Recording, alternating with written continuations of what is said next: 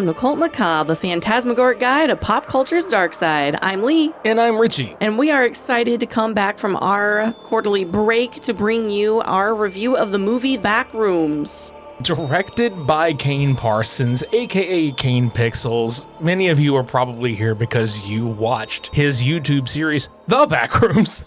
And he is making his directorial feature-length debut with A24, which I thought was a fantastic pairing as far as a studio and a movie. I like this studio a lot, and it's very rare that there's a miss, and I kind of figured when they optioned this, I was like, oh, this is going to be good. You know, I already thought it was going to be good, but that was just more of solidification of like, okay, I think we're in for a treat here. I think I remember the day I found out it was going to be A24. I'd come home from work and you had told me about it, and I lost my shit because A24 is my favorite studio. And I also thought this was a very smart pairing, and I was just so excited to see how this was going to turn out for them. One of the best statements, I should say, that I heard about this was like just an internet lore themed series being adapted into a film, but being portrayed with Oscar caliber actors.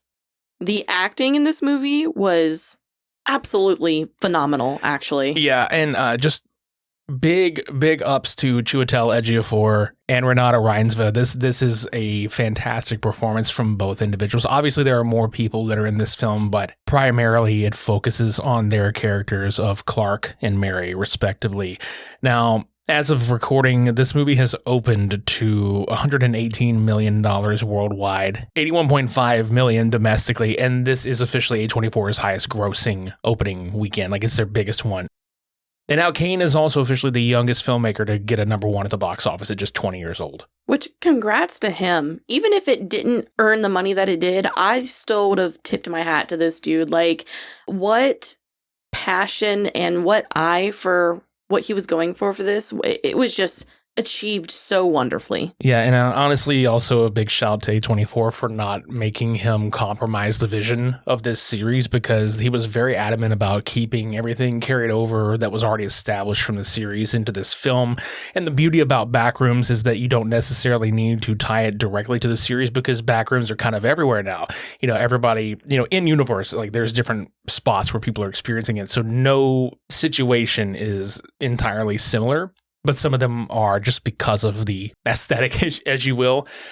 I guess we should just kind of get into it. It's not going to be beat for beat. This is just going to be a broad discussion, because if you're looking for more of a liminal space discussion, you can check out our Dichotomy of Liminal Spaces episode, which we'll have linked in our show notes below. So if you want to go listen to that after you listen to this episode. And also, we're going to be sticking just to the Backrooms movie itself. We're not going to dive into the series. However, we are planning on getting into the series at a later point in time, because it's just such a massive concept and a massive series, and you know, it's just broad in general. It is an open source canon, basically.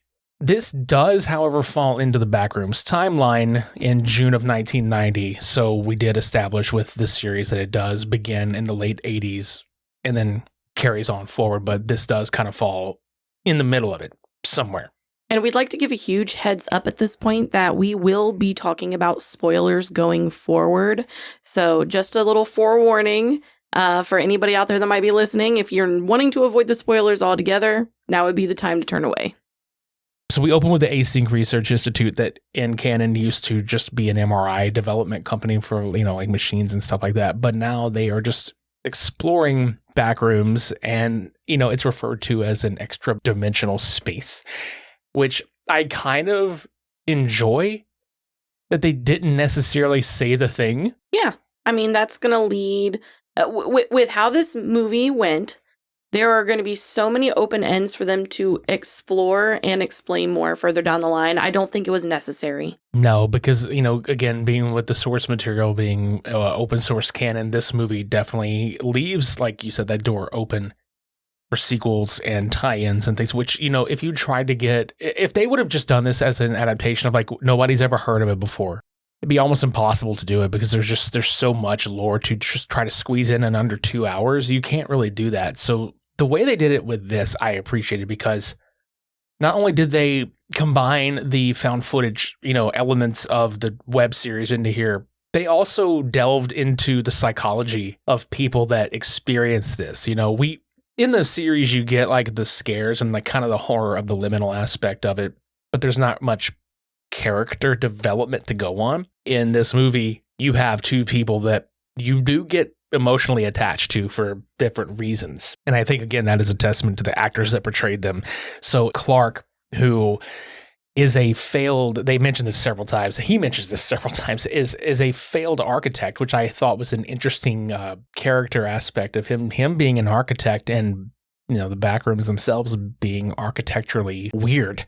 Yeah, and I think that was part of Clark's appeal of the space once he did discover it, is it tickled that part of his brain in such a new way that he probably hasn't experienced in years. Yeah, and the counterpart to this is his therapist, Mary Klein, which, again, this also plays into the liminal aspect. Clark's character is going through a divorce, and he is seeking out therapy, stemming from this, which, again, if you listened to our liminal space episode, we briefly mentioned how, divorce or it's like changes in your life can also be referred to as a liminal time. So that this movie does subtly, encompass, but then, obviously on a major scale, it's right in your face. The space, the physical space aspect of it is right in your face. But I really enjoy the way that they portrayed a lot of the underlying all the undertones, basically. Yeah, I really enjoyed that when it came to the characters as well. And you do find reasons to be sympathetic with them, especially as they first appear, and then seeing how they start to express more and more of their true selves as they go through the events of the movie, all the way up until even, revealing parts of themselves, just saying some shit out loud. And I will say, this movie does not have a lot of dialogue. All things considered, the script itself is not, super long or intense with its dialogue, but how they choose to use the dialogue that is presented was also just phenomenally done. It has maximum effect. Yeah, it was very impactful, and that's also really good that they are allowing the space in the film and the cinematography to do the talking, which I actually want to talk about that real fast before I forget. The director of photography, Jeremy Cox, phenomenal on this movie, and there is actually a really cool tie to Markiplier. Oh, yeah? Yeah, because while we're getting into this kind of part of the discussion, I want to mention also, I'm enjoying this surgence of YouTube creators making Hollywood films with independent studios or just completely independently altogether, like Markiplier with Iron Lung, which you can check that episode on our channel out as well. I digress. Jeremy Cox, the director of photography here on Backrooms, also was the cinematographer for Markiplier's Edge of Sleep series. Oh, okay. Yeah, it was really great. He has also done a lot of other short films and stuff, but I just thought that was really interesting tidbit that he worked on that in particular. Yeah, the way this movie was shot, the use of lighting, the use of vanishing points, the almost funhouse looking rooms that they created in this very visual space were just amazing. Absolutely amazing. I was telling you, after we had watched this, that I was paying so much attention to everything I could lay my eyes on in the background that sometimes I missed something going on in the foreground action-wise. Yeah, and that's 30,000 square feet of physical set piece they built for this. It's amazing, actually. About just as much square footage of the wallpaper. Which A24 is selling on their website. Dude, look, okay, A24's marketing for this film is outstanding. The fact that, just before we started recording this, you were showing me their Instagram where they went around and put blue tape doors up around in London, I believe. Big popular cities. Yeah. So that's happening. There's an Async Research Institute hat. There is Captain Clark's furniture outlet t-shirts, which I kind of want to talk about that too. That I think the lighthearted spots in this movie were very needed because that's kind of where we dive into Clark's character, where he's t-shirt aside, great marketing job by A24 with the wallpaper and the hats and all that stuff. But getting into Captain Clark's furniture store, it's also sad at the same time because he bitches a lot in therapy about how he's like, I am a fucking architect, when they do role playing and the therapy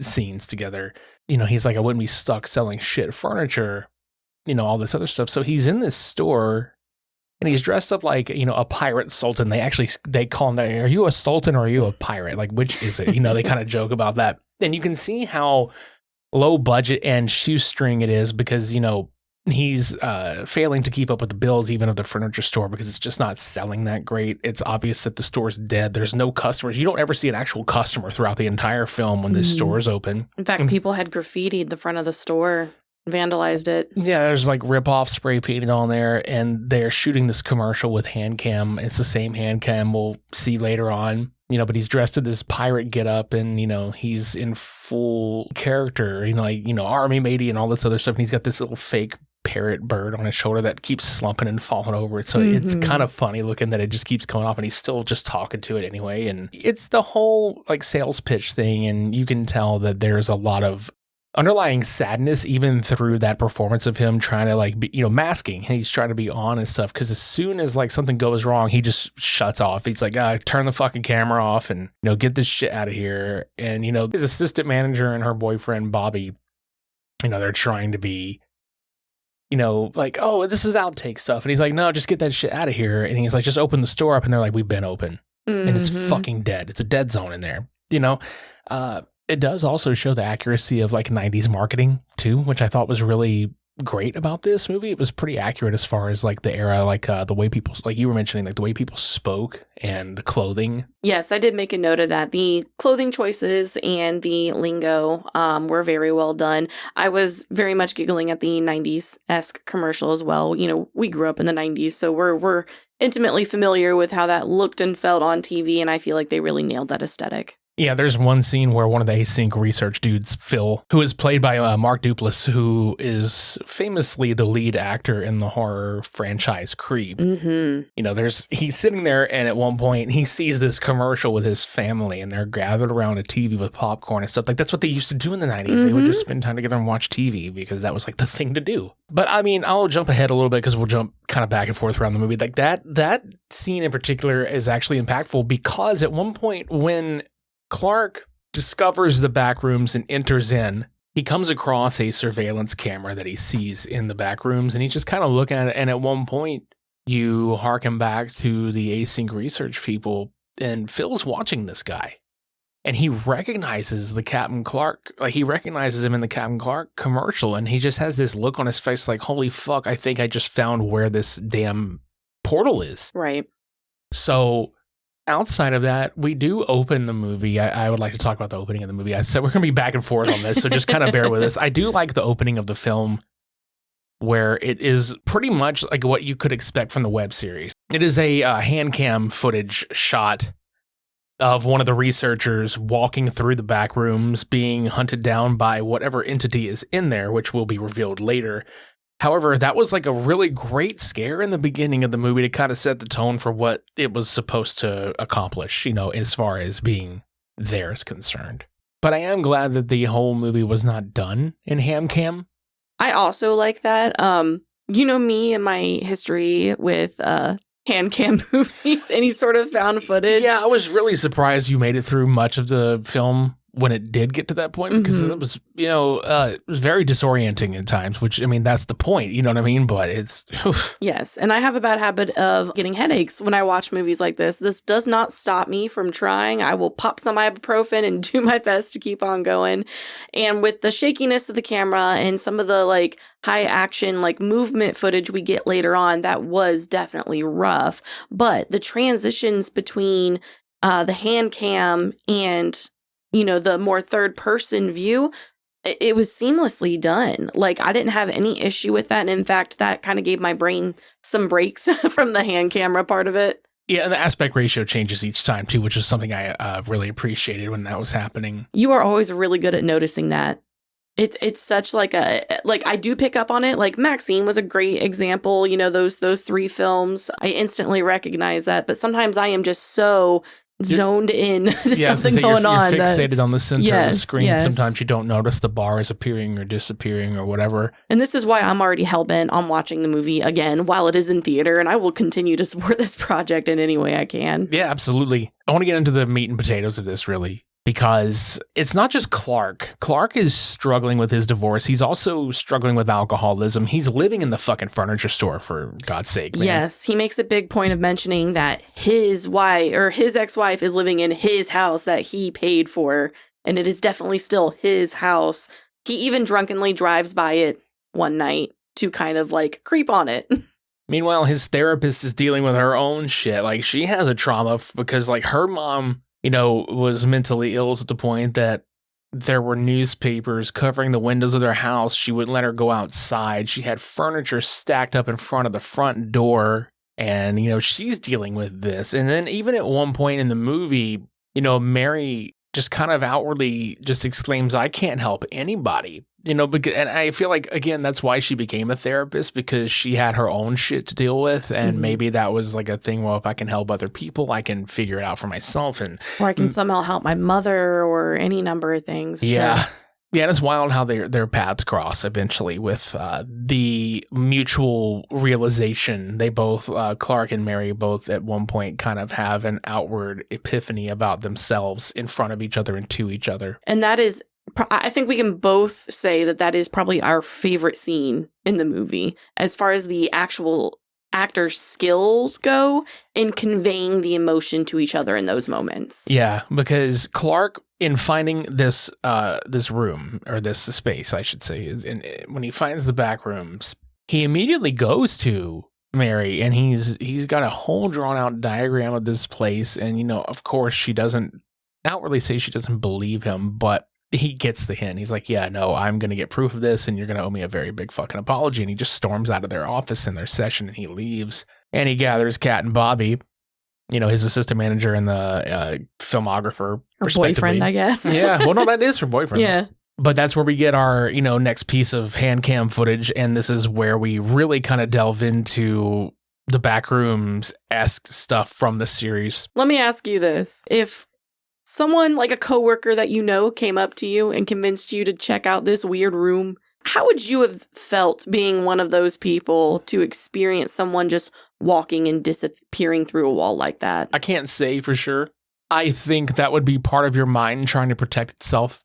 You know, it would be one of those things where, like, I didn't just, you know, fuck it. It'd be like Booker T and WWE. Tell me I did not just see that. You know, literally, that's exactly where my brain would go with that.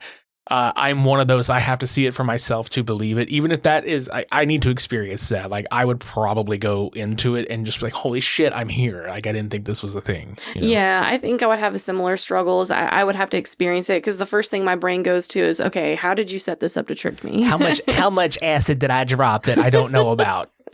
For real. How much weed did I smoke before I came into this basement? I am too high for this shit. I'm way too high for this shit. Yeah, I don't know, man. I would have to be there. But anyway, they go in there, and this is kind of where we get our first real, not counting like the top half of the movie, just because we don't know what's happening just yet. But this is where we get a lot of scare, because when Clark first goes into there, he comes across this bag of tapes that the Research Institute guy left behind. Naren, I think was his name, Naren Warren or something. Yeah, I didn't catch the name on the badge like you did. Yeah. He leaves behind. I was looking at all the videotapes. yeah. He leaves behind a bag of videotapes, which I have. You know, there are certain flaws with the movie that, you know, hopefully they'll visit in sequels. You know, potential sequels, I should say. I have a real problem with the fact that Clark, to my knowledge, did not take any of these tapes and did not watch any of these tapes. I know he has a VCR. I know this motherfucker's got plenty of VCR. He lives in a furniture store. He definitely had the TV hooked up. So hear me out. I think he did. We already know that he returned back to that room because we see another shot of him having destroyed the camera that Async had set up in that room. A lot of the furniture from the first room that they head into when they cross the barrier has been either taken back into their reality or moved somewhere else. So we know Clark has been there, and he shoved all the furniture in that room up against that gap in the wall. I really think that actually just leaves an open question mark more so than like a end that was not tied up. I think that's something that might be revisited, especially if Async goes to the store and recovers items or anything like that, which I'm assuming they would. Yeah, I would certainly hope they would revisit that, because that's a big question I had, is like, why wouldn't he watch this stuff? You know, they don't even allude to if he did or not, but they definitely allude to the fact that he has been in and out of this place, just staying in there. You know, that's another thing. Do we know that he's like outside of the back end of this movie that he's just been spending the night in there, just sleeping in there and all this other shit? And that's one of the questions that Mary asks is, how long have you been in here? And he's just like, Yes. And, I know we weren't really going to talk about the web series compared to the movie right this second, but something we do know from the web series is that time can be wonky in the Backrooms. Yeah, like 2 hours can be 2 days. Or you could just, blip into 3 months into the future. Yeah. So we have no idea how long he has actually spent in the Backrooms. Right. Because he's been missing long enough for Mary to go looking for him, even though he calls and leaves an answering machine. Like, he leaves a message on our answering machine. This is the 90s. It's not a voicemail, everybody. It is an answering machine on a fucking tape. Yeah, exactly. But anyway, I know we're kind of bouncing around this, but obviously if you've seen this movie, you know what we're talking about, and if you haven't seen this and you're still listening by now, you definitely need to check it out. It's worth watching. Anyway, he starts living at this store, so I would assume that he's living in the Backrooms at some point outside of what we do know. We know how long he's been in there. But the Backrooms is actually like just a giant copy of this furniture store at first, and then it starts integrating parts of Clark's personality into it. His memories, his house, like parts of his house wind up in there. His ex-wife. Yeah, they don't necessarily come out and say that because she's listed as a redhead still life, which still life refers to people or humanoid creatures that are in the back rooms that either it remembers or it creates out of nothing. And again, this is all just lore that you can visit the web series and pick up on, but part of it is that it's there's possible organic matter somewhere in there, and that all kind of ties into the dinner scene. I would just call it the dinner scene, towards the end of the movie. Fair. But it starts collecting on, when Mary goes to look for him, it starts collecting on her memories and her experience, because her experience is that we mentioned earlier her mom's mentally ill and the destruction of her childhood home, because either they were making room for this new apartment complex. Basically, it's just this towering apartment complex, and she's looking at this being built. As an adult, she's looking at her childhood home being destroyed. But she keeps having recurring nightmares about this house and being trapped in it while it's being destroyed. She even goes so far as to take the concrete handprint that she left, in the concrete whenever their house was built when she was a child. Which I really like that scene transition too. It's a shot from underneath her and her mom putting their hands in the concrete, and then you just see this excavator like roll over them and just drop a shitload of debris, and it just immediately cuts to the next scene. I want to add, and I don't know if this was just me or if maybe I was misreading the facial expressions. Did you notice her mom's face in that scene when the camera was pointed up after the hand went down? She almost looked like she was looking through the concrete and starting to become like, I don't know, zoned out, maybe mildly afraid. I don't know if that was just like me thinking that or if that was an actual expression she had on her face. Her mom looked like that for the whole fucking movie, if I'm being honest, dude. They did a really great job with revisiting those of Mary's memories as well. The scene later on where Mary is alone in her living room, you can see stacks, just hectic, chaotic stacks of furniture blocking the doors and the hallways.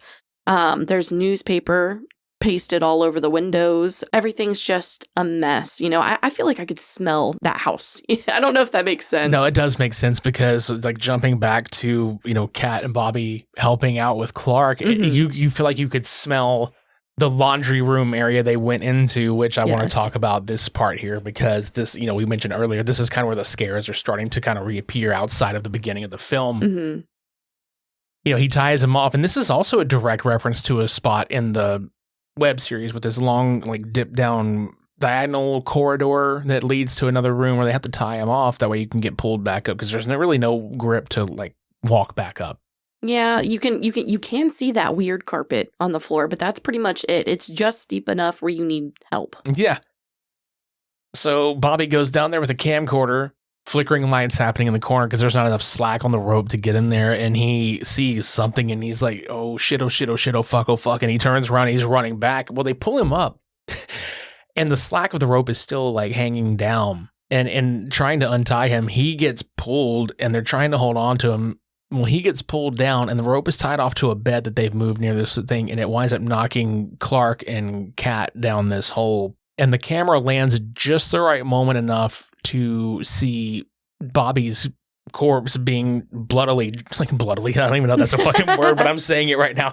His bloody corpse being dragged into a door, like part of the wall or something. It was really weird. Yeah, it's a door that's sideways, because in this particular room, like, he's looked up at the ceiling and there is a hallway that is just like really long, and there's doors all cockeyed, and yeah, it's bad. And so Kat runs off through another room trying to figure out where that door led to. Clark gets freaked the fuck out and starts busting through a ceiling tile that is sideways on the floor next to him. And he goes and through a ton of these rooms, man. Like, he goes through another like yellow room kind of space where it's kind of a callback where they're playing the track composed by Kane Parsons, Still Life, through these speakers. And if you look on the floor, you'll see like the body of the hazmat guy from the very beginning. You'll see the body of Naren just laid there in a suit, covered in blood, tattered up, and he eventually runs to a pool rooms area, which I was like excited, as a fan of the series. I was like, okay, cool, they fucking put pool room shit. I was like, oh yeah, more familiar imagery. I really like this, seeing it in motion. Yeah, they dead end him, and we can only presume that the main baddie in the Backrooms is the guy that picks the camera, because he sets the camera down because he hears Kat's voice, and it's a dead end, and she can see him, but he can't see her. Through like a wall. Yeah, and she, at one point, he's like, turn around behind you,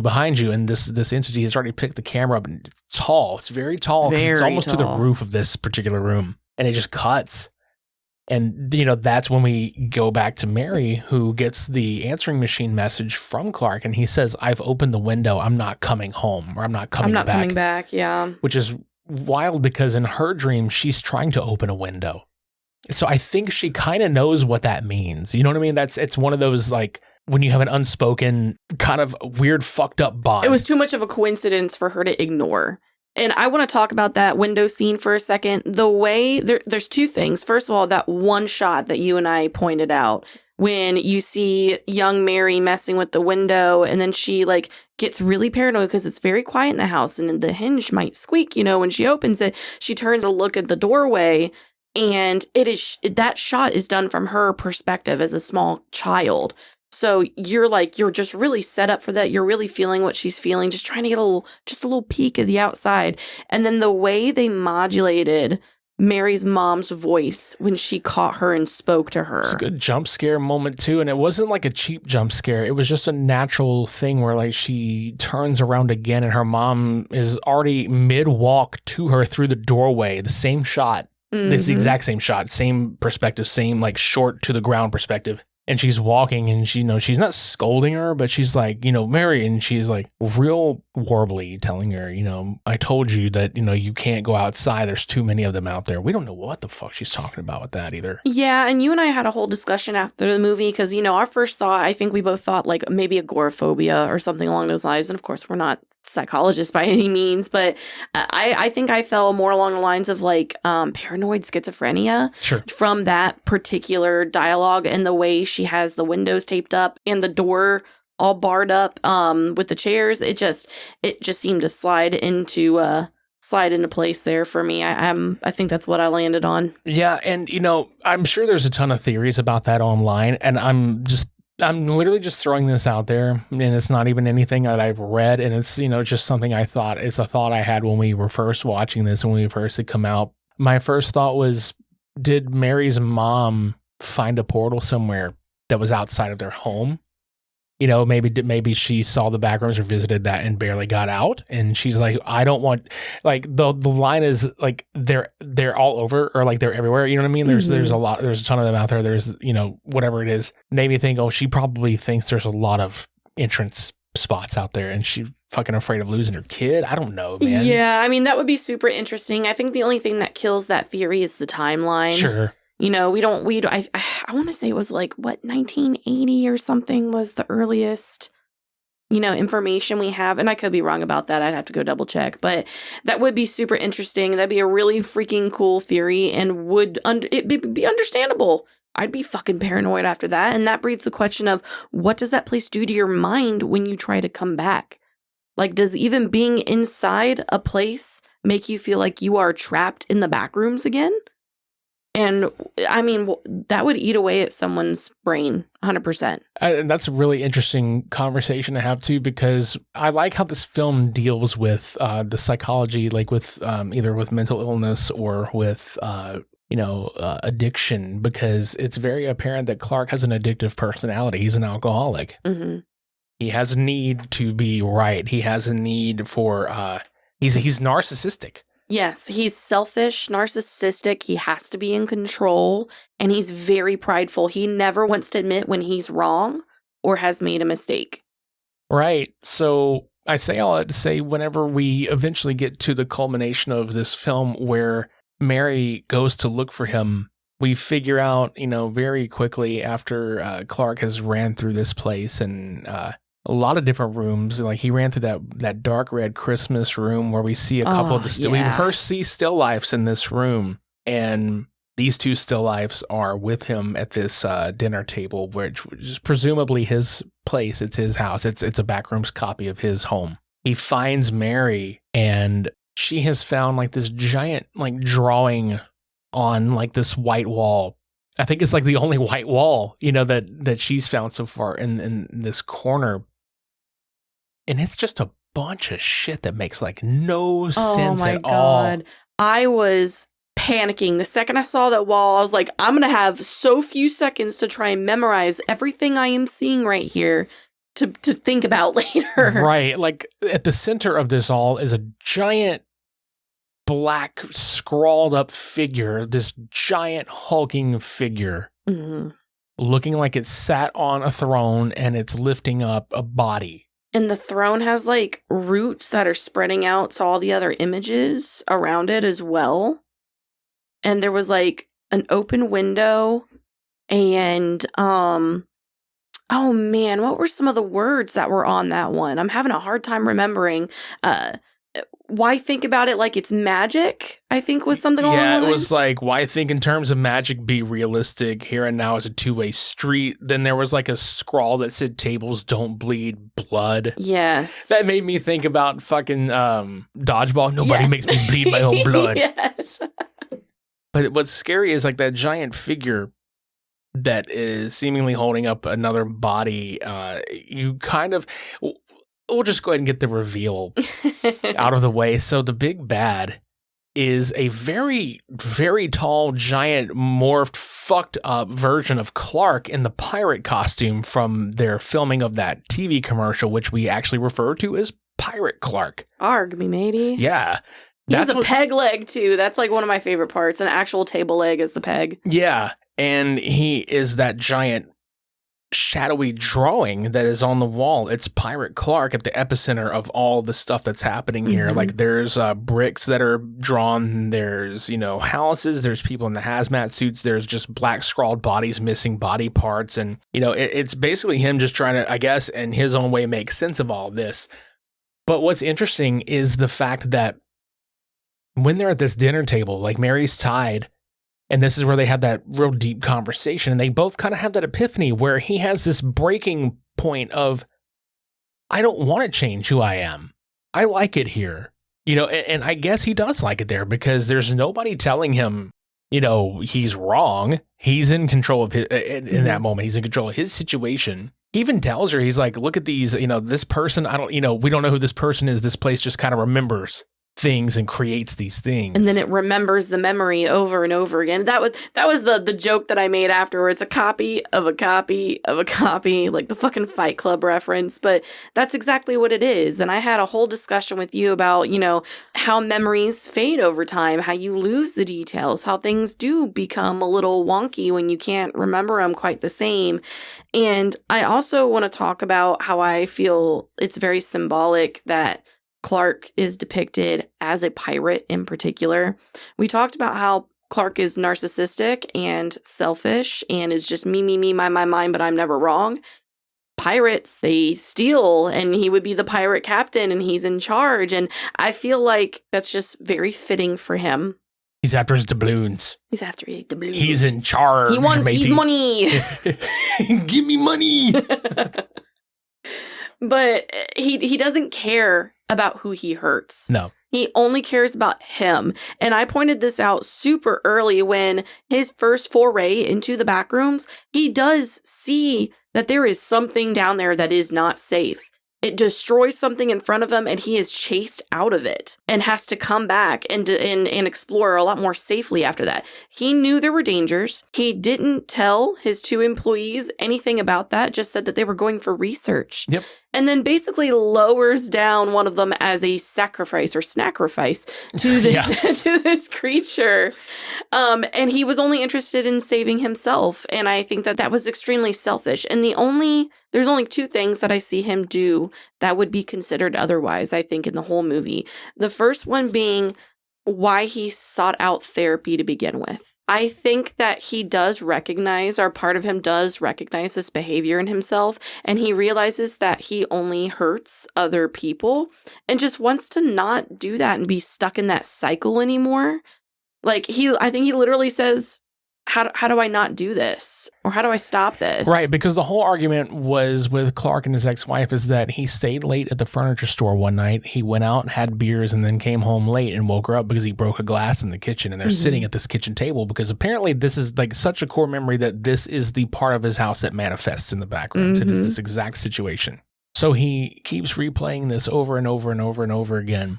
But this time he basically tells Mary, he's like, you're going to tell me that you were wrong about me. And then she was like, well, I am wrong about you. He's like, no, not like that. And that's too fast. Yeah, pretty much. Yeah.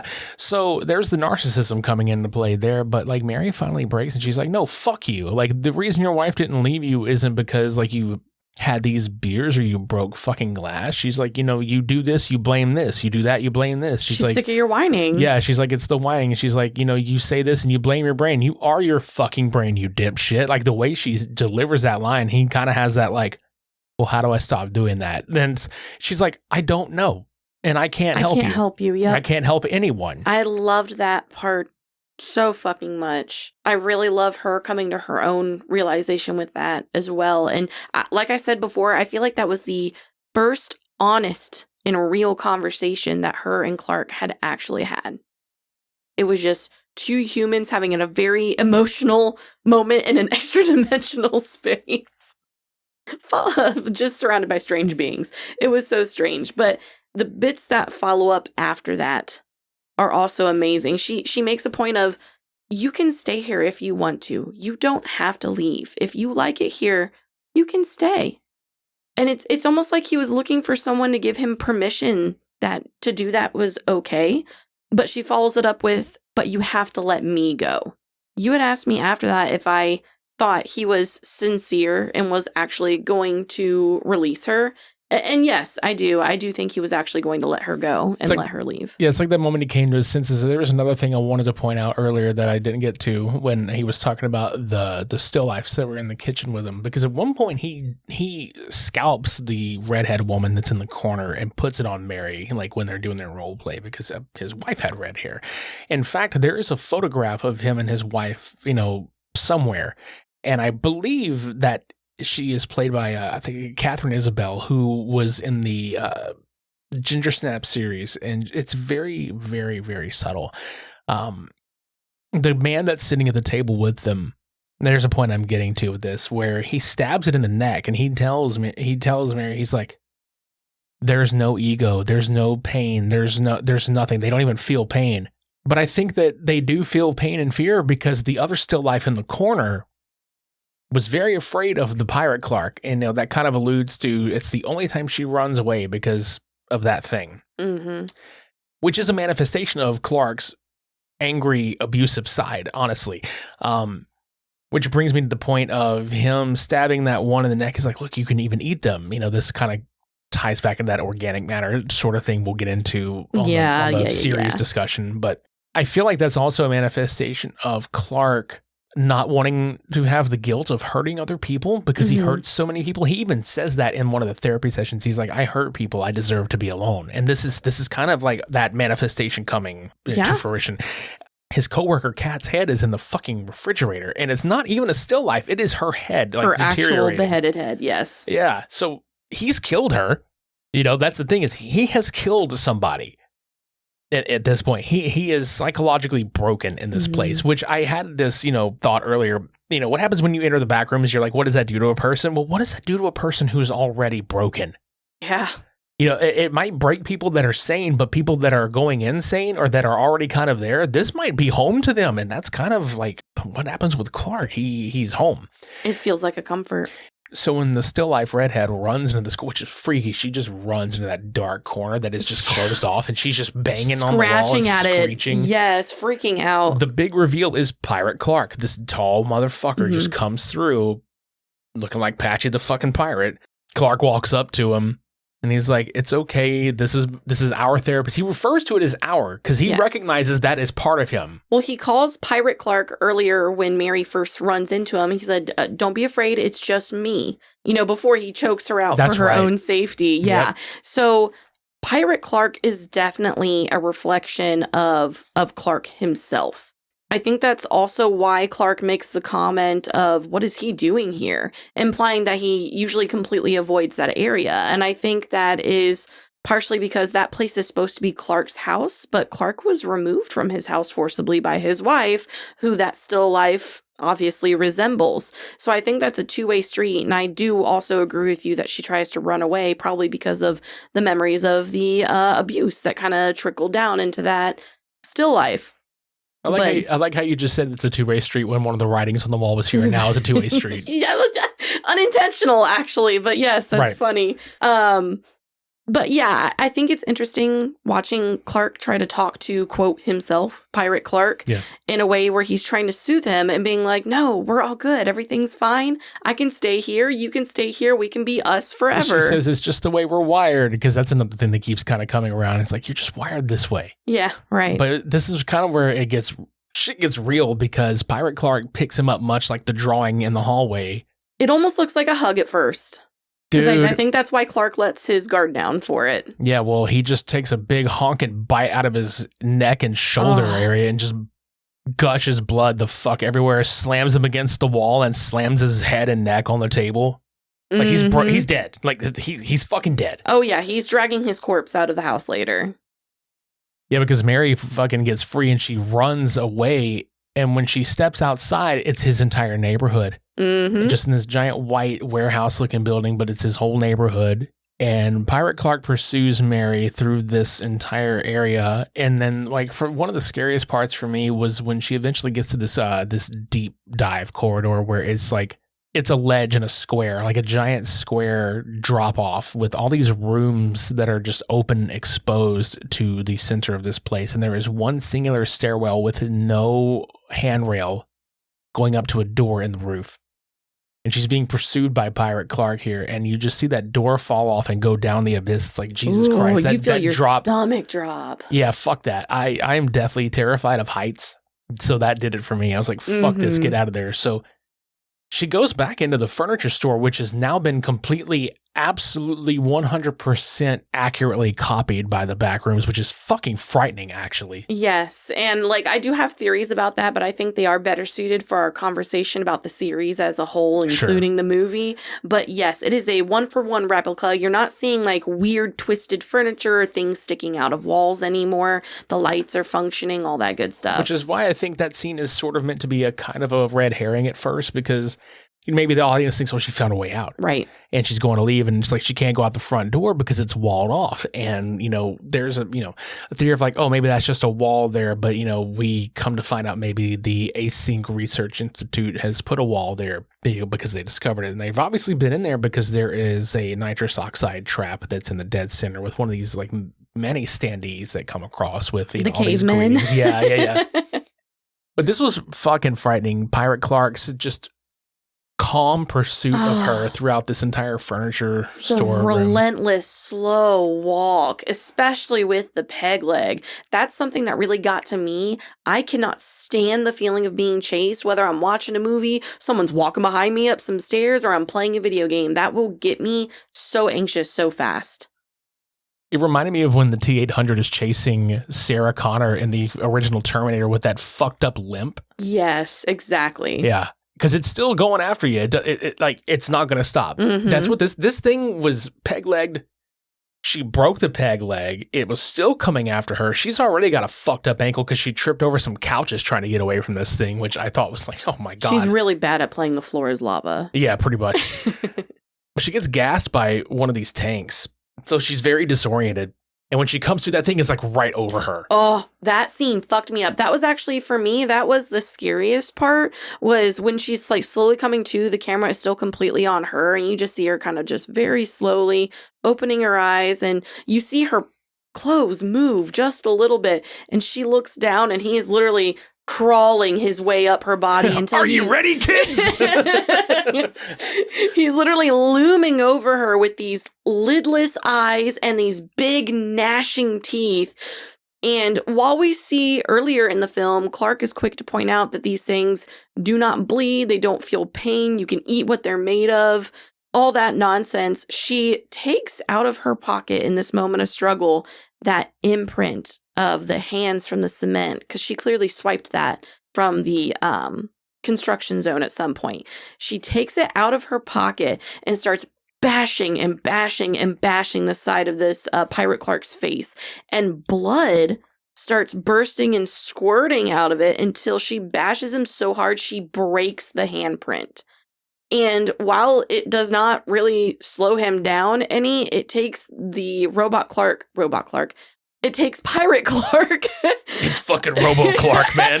You had me thinking about the Terminator, and it's just my brain's going.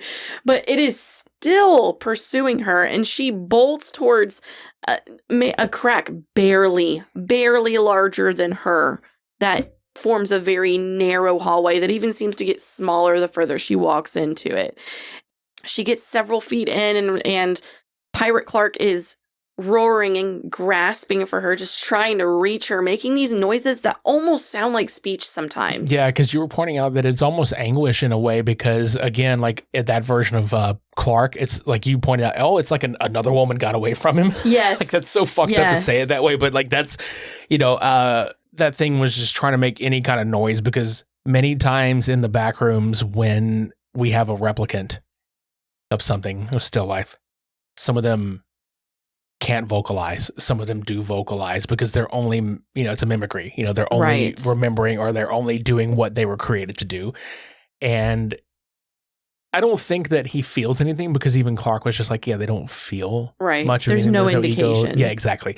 So again, there's a lot to dive into, hopefully like in sequels, but this is where Mary gets taken in by the Async Research Institute.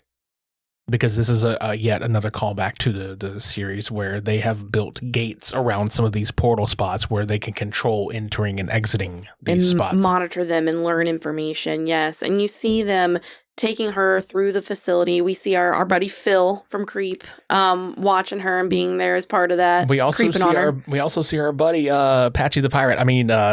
Pirate Clark just contained on a table. Like they've gotten him all bound up. And you see her like x-rays and stuff. I think they were of her at least like all over the walls. I don't know if that was just regular medical checkup or if they were looking for something specific. We might have to talk about that more in the future. But they eventually put her in an interrogation room type of building, and our buddy Phil comes in. He introduces himself and he starts asking some real simple questions like, your name is Mary, right? What were you doing when you found yourself down here? And she said that he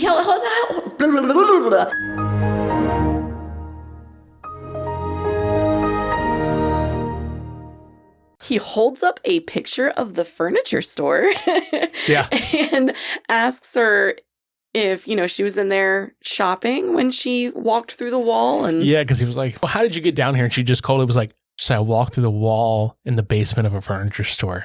And he was like, would it be this furniture store? And, she's like, yeah. He's like, what were you doing there? You were shopping? And she's like, I was looking for somebody. And then I don't know why this was humorous to me, because like I always think about like SCP where they're like redacted everything, like we did on that one time we did an SCP episode. That everything one was time. fucking redacted. Yeah, that one time. He holds up a black and white surveillance photo of Clark peeking around a corner with a very tall black bar. Obviously, fucking Pirate Clark. He's like, were you looking for this man? And she's like, yeah. It's like, dude. And she basically, he's getting to the point, he tries to say, we all want the same things. we want information. I go in there every day trying to learn anything I can about this place. And she asks, what's going to happen to me? Before she even like answers anything for him, she asks, what's going to happen to me? Are they going to let me out of here? And he glances at like the one-way glass and then back at her and just kind of sighs. And he says, that's not up to me. He does that a few times, actually. He looks almost hesitant to answer some of these questions that she's asking him, but he also kind of has that like, fuck it, I'm telling you what I think I can get away with. Because they're probably going to make her disappear regardless. Yeah, or just not let her leave. Yeah. Imagine being purposely trapped there. That'd be horrible. Or they just keep sending her in and out. Yeah, oh my gosh. Using her as bait, you know, but essentially, like, he starts explaining, and again, you know, I like how this ending is because it's very ambiguous, which I think needs to happen in a film like Backrooms. Backrooms doesn't need to have something definitive because the Backrooms are not definitive. They're just not, simply. As a place, the series, the film, none of it is definitive. There's no bow on the end of it. It's not a finished story. So he's you know, talking about all this shit, and she zones out. She starts hearing the wind chimes. And she remembers her childhood home, and, you know, it just starts going and lowering layer after layer into the back rooms from the floor down. Yeah, and you start seeing several rooms in the back rooms. They're now based on her memories because she was in there long enough, and it's all these places. You see the missing persons poster of Cat and Bobby on these deformed telephone poles that are slowly like lowering into the ground. The construction site where they knocked down her childhood home. Yeah, but when they start doing this, you start seeing the back rooms walls appear in certain rooms where like the sign for the complex is there amongst the rubble. You start seeing her current bed with her nightstand and like glass of water on there. The library where she did a book signing and all the books are just kind of like overturned, but they all have her face on them and stuff. And then the final shot of the movie is a still life of Mary in a really just shitty version of this interrogation room, just sitting in a chair. And she looks so fucked up. As do all the still lifes, because they're copies of copies of copies. You know, when you try to remember a memory or a memory of a memory, it gets distorted. So even the other still lifes have like multiple eyes, or the shirt collar is actually on the shoulder. Or in Mary's case, I think she had like 6 fingers on one hand and she had a double face that was kind of hanging off of the first one. Yeah. And, you know, honestly, like, it's weird because like we saw the other still lifes in this movie, but for some reason, it might have been just because it was so sudden and there was no music happening when this part happened, because it always says the end of the movie, but it was fucking disturbing. It was. It's unsettling. Yeah. Very unsettling. And this movie asks way more questions than it ever answers. But that's exactly what I was hoping to get out of this, because I believe Kane has also confirmed that they are going to be continuing to put out stuff pertaining to the Backrooms. He's going to continue the series, and according to him, there are absolutely sequel options for this movie. I think A24 probably knew what they had on their hands when they asked him to do this with them. I think they would be very stupid to not pursue sequels because, you know, he said there's already things in the works. He mentioned that his web series is going to continue, that there's, you know, sequels are more than, the quote is that sequels are more than an option. And that has been the intention since 2022, was to like continue this onward. So whether we get more on the YouTube side of things, which I think would be good filler until we get another proper film sequel, I'm very interested to see a multitude of things. I'm very interested to see where the film franchise, because I feel like they could have a film franchise on their hands, and A24, again, would be stupid to not continue this. Kane Parsons is a very, very great, I don't want to say amateur because, like, again, this is his first, like, major studio outing, but from where he's come from, there's the word I'm looking for. He's very promising. It's a very promising career ahead of him, should he keep doing this. And he should keep doing this because he's got a great mind and an eye for it. And I do want to mention, in case we didn't earlier, that he also co-scored the entirety of the film and does have the playlists available on Spotify, YouTube, Apple Music, all that stuff.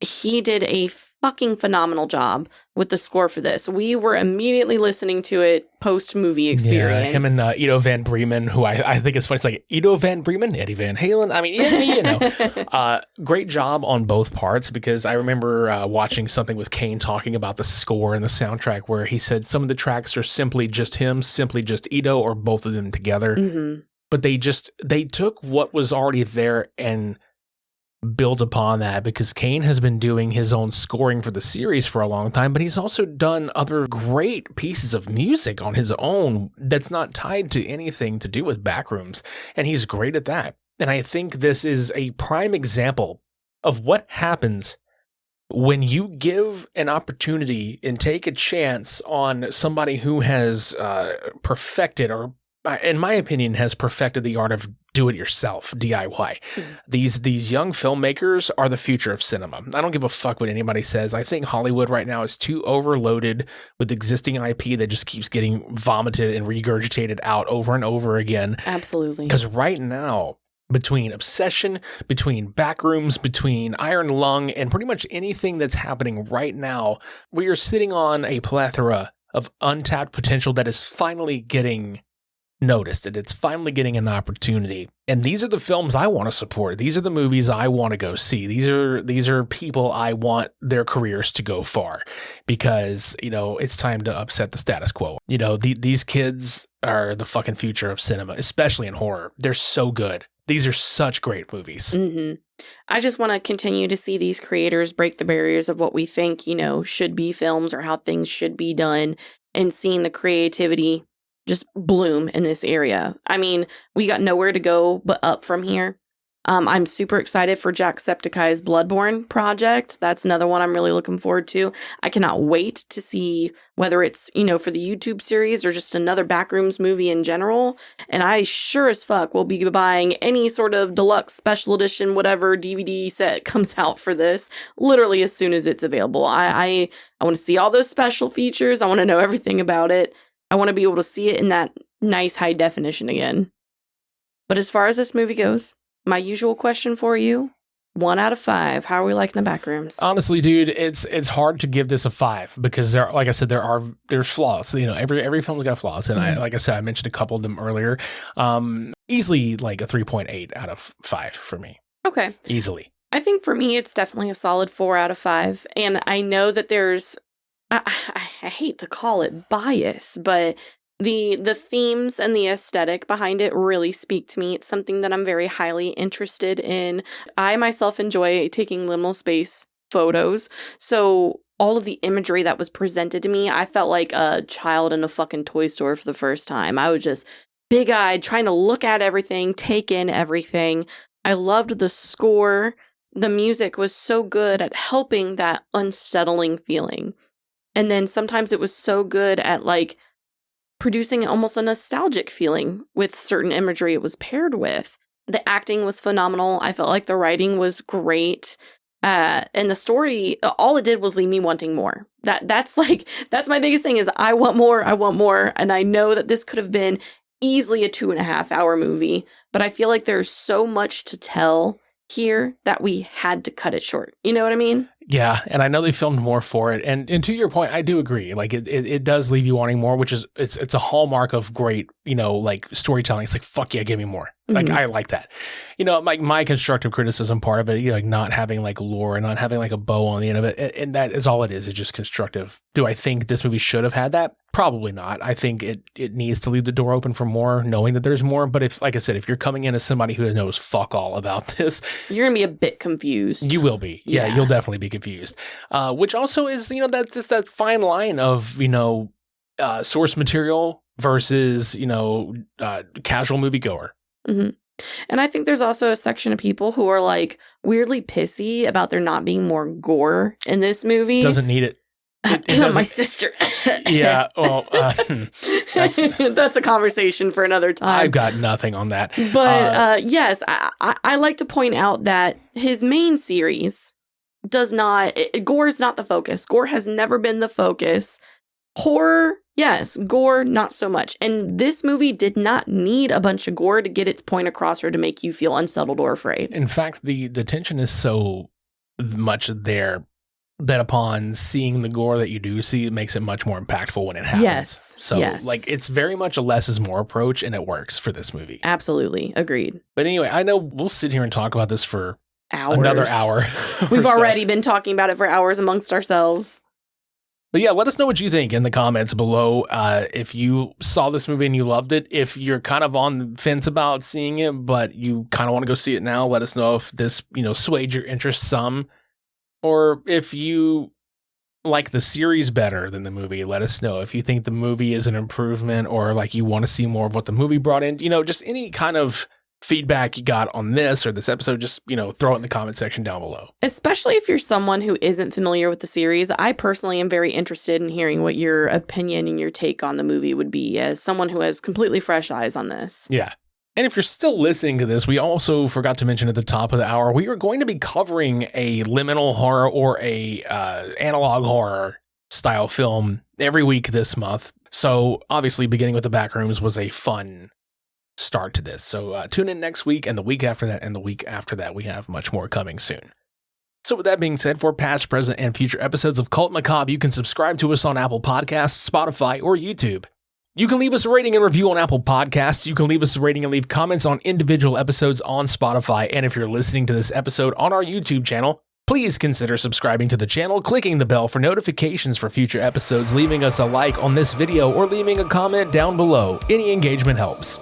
And if you would like to follow us on Instagram or any other social media platform, all of this information can be found within our Linktree link in the show notes below. So if you'd like to join us for more of pop culture's dark side, sign the black book and join the cult. I'm Lee. And I'm Richie. And we'll see you next time.